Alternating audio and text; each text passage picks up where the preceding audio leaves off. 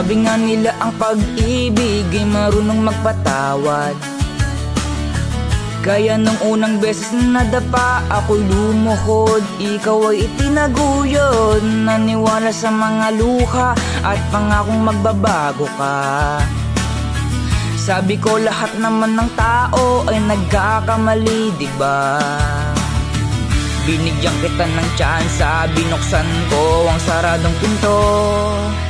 Umaasa na ang pagmamahalang magiging tulay ng pagbabago. Ngunit ang muling pagtitiwala ay ginawa mong sandata. Ang akalang pagbabago naging paulit-ulit na kabanata. Sa bawat patawad mo may bago ka palang itinatago. Doon ko napagtanto ang ugali mo hindi na talaga magbabago.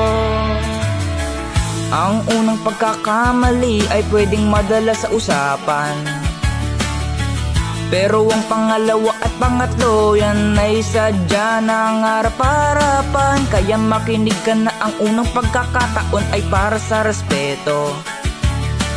Ngunit ang pangalawa ay para nasa sarili mo.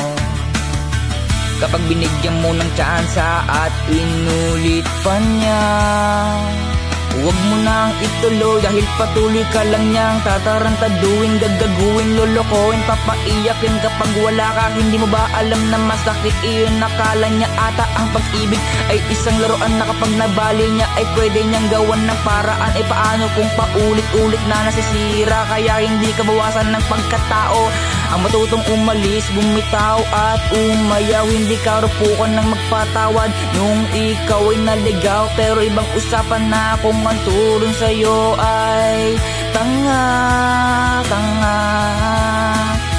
at hindi mo deserve ang maging sunod-sunuran sa kanyang dula.